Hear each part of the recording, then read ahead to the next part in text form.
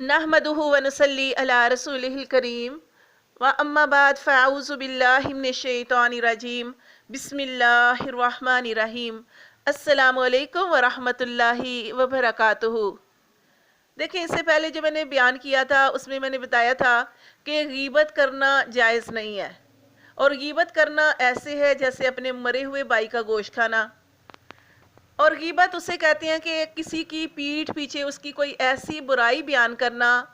کہ جو اس کے اندر موجود ہو، لیکن اس برائی کو اگر اس شخص کے سامنے کہا جائے تو اسے برا لگے، تو یہ غیبت ہے۔ اور غیبت جو ہے ایسی ہے کہ اس کے بارے میں نے آپ کو بتایا کہ یہ زنا سے بھی بڑا گناہ ہے۔ لیکن آج میں آپ کو یہ بتاؤں گی کہ کچھ ایسی صورتیں ہیں جس میں کسی کی برائی کو بیان کیا جا سکتا ہے۔ مثال کے طور پر، اگر آپ نے کسی بچی کا رشتہ کرنا ہے تو آپ کسی سے پوچھتے ہیں، پوچھ گچھ کرتے ہیں اس بچے کے بارے میں یا بچی کے بارے میں، تو بتانے والے کو حق بات جو ہے وہ بیان کرنی چاہیے، تاکہ کسی کی زندگی کا سوال ہے تو وہ صحیح بات جو ہے وہ بیان کریں۔ اسی طرح ایک بدو تھا، وہ آپ صلی اللہ علیہ وسلم کے پاس آیا اور آپ صلی اللہ علیہ وسلم کے پیچھے اس نے نماز پڑھی، اور نماز پڑھنے کے بعد اس نے دعا کی کہ اللہ مجھ پر رحم فرما اور محمد صلی اللہ علیہ وآلہ وسلم پر رحم فرما، اور کسی شخص پر رحم نہ فرمانا۔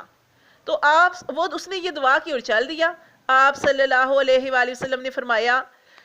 صحابہ کرام سے فرمایا کہ یہ شخص زیادہ ندان ہے یا اس کا اونٹ؟ یعنی اگر آپ صلی اللہ علیہ وسلم اس بات پہ خاموش رہتے تو ہر کوئی اس طریقے سے دعا کرتا کہ اے اللہ مجھ پر رحم فرما اور نبی صلی اللہ علیہ وسلم پر رحم فرما، لیکن آپ صلی اللہ علیہ وسلم نے اس چیز کا پسند نہیں کیا، اور آپ صلی اللہ علیہ وسلم کی زندگی ہمارے لیے کامل نمونہ ہے، اور آپ صلی اللہ علیہ وسلم نے فرمایا کہ اس طریقے سے دعا نہیں کرنی چاہیے۔ اب دیکھیں، ہمارا دین تو بڑی وسعت والا ہے۔ اگر ہم اپنے لیے دعا کرتے ہیں کہ اللہم اجرنی من النار، اللہم اجرنی من النار، اے اللہ مجھے آگ سے بچا، تو ہم اگر یہ دعا کر لیں اللہم اجرنا من النار، اے اللہ ہم سب کو آگ سے بچا، تو اس میں سارے لوگ آ جائیں گے۔ تو اپنی دعاؤں میں وسعت پیدا کرنی چاہیے۔ اسی طرح یہ دعا ہے کہ اللہم اغفر لی للمؤمنین وللمؤمنات، کہ اے اللہ مجھے بخش دے اور تمام مومن مردوں اور تمام مومن عورتوں کو بخش دے۔ اللہم اغفر لی للمؤمنین وللمؤمنات وللمسلمین وللمسلمات، اور تمام مسلمانوں کو بخش دے، مردوں کو، اور تمام مسلمان عورتوں کو بخش دیں۔ اور یہ دعا کریں گے تو سب لوگوں کی بخشش کی ہم دعا کر رہے ہیں۔ لیکن اگر ہم صرف اپنے لیے دعا کریں اللہم اغفر لی، اے اللہ مجھے بخش دے، تو یہ نہیں۔ تو مطلب ہمیں اپنے لیے بھی دعا کرنی چاہیے، لیکن ہمیں اپنی دعاؤں میں وسعت پیدا کرنی چاہیے کہ ہمیں سب کے لیے دعا کرنی چاہیے کہ اللہم اغفر للمؤمنین وللمؤمنات وللمسلمین وللمسلمات۔ اسی طرح ایک اور حدیث ہے جس میں آپ سے سب نے ارشاد فرمایا کہ ایک شخص آپ صلی اللہ علیہ وسلم کے پاس آیا ملنے کے لیے، تو آپ صلی اللہ علیہ وسلم نے حضرت عائشہ سے فرمایا کہ عائشہ رضی اللہ تعالیٰ عنہ، یہ وہ شخص ہے جو بدترین اخلاق کا مالک ہے۔ اور تھوڑی دیر گزری تو آپ صلی اللہ علیہ وسلم اس کے ساتھ بڑے اچھے طریقے سے بات کر رہے تھے، تو اس کے جانے کے بعد حضرت عائشہ رضی اللہ تعالیٰ عنہ نے آپ صلی اللہ علیہ وسلم سے پوچھا کہ یا رسول صلی اللہ علیہ وسلم، آپ تو فرما رہے تھے کہ وہ بڑا بد اخلاق ہے اور آپ اس سے بڑے اچھے طریقے سے بات کر رہے تھے۔ تو آپ صلی اللہ علیہ وآلہ وسلم نے ارشاد فرمایا، عائشہ وہ بد اخلاق ہے، میں تو نہیں۔ یعنی تھی تو اس کی برائی کہ وہ بد اخلاق ہے، میں تو نہیں، لیکن آپ صلی اللہ علیہ وسلم نے اس کی بہت زیادہ ڈیٹیل سے نہیں بیان کیا، بس اتنی چیز کو بتا دیا کہ وہ بد اخلاق، وہ اس کا عمل ہے، میرا عمل تو ایسا نہیں۔ اسی طرح ایک اور حدیث ہے جس میں آپ صلی اللہ علیہ وسلم نے ارشاد فرمایا کہ ابو سفیان رضی اللہ تعالیٰ عنہ، ابو سفیان جو تھے وہ پہلے اسلام کے بہت بڑے دشمن تھے، لیکن بعد میں اللہ تعالیٰ نے ان کو توفیق عطا فرمائی اور انہوں نے اسلام قبول کر لیا۔ تو ابو سفیان کی بیوی جو تھی وہ نبی صلی اللہ علیہ وآلہ وسلم کے پاس آئی، تو وہ کہنے لگی کہ یا رسول صلی اللہ علیہ وآلہ وسلم، میرے شوہر بڑا بخیل ہے،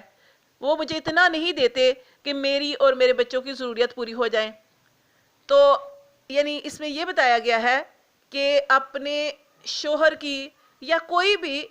عورت جو ہے اپنی، اگر اس کے اوپر ظلم ہو رہا ہے یا کوئی اس طرح کا معاملہ ہے، تو اس چیز کو کسی ایسے شخص سے بیان کر سکتے ہیں کہ جو فساد نہ ڈالے، فتنہ ڈالنے والا نہ ہو، بلکہ آپ کی رہنمائی کرنے والا ہو، آپ کو سمجھانے والا ہو۔ تو اس طریقے سے ہم کسی کی جو ہے وہ چیز کو بیان کر سکتے ہیں۔ اسی طرح ایک دفعہ ایک شخص نبی صلی اللہ علیہ وسلم کے پاس آیا اور اس نے کہا کہ یا رسول صلی اللہ علیہ وآلہ وسلم، میرا پڑوسی مجھے بڑی تکلیف دیتا ہے، بڑا ستاتا ہے، آپ صلی اللہ علیہ وآلہ وسلم نے پہلے اسے صبر کی تلقین کی کہ تو صبر کر، لیکن 2-3 مرتبہ وہ آپ صلی اللہ علیہ وسلم کے پاس شکایت لے کر آیا، تو پھر آپ صلی اللہ علیہ وآلہ وسلم نے فرمایا تم ایسے کرو، اپنے گھر کا سارا سامان نکال کر باہر رستے میں رکھ دو۔ تو اس نے ایسا ہی کیا، چنانچہ جو بھی گزرتا اس سے پوچھتا کہ تو نے سامان کیوں باہر رکھا ہے؟ تو وہ اپنے پڑوسی کے ظالمانہ رویے کو بیان کرتا کہ میرا پڑوسی بڑا ظالم ہے، سخت ہے، مجھے تکلیف دیتا ہے، ستاتا ہے۔ تو یہ سن کر ہر کوئی جو تھا اس کے پڑوسی کو برا بھلا کہتا، لعنت ملامت کرتا۔ اب یہ صورتحال جو تھی اس کے پڑوسی نے دیکھی،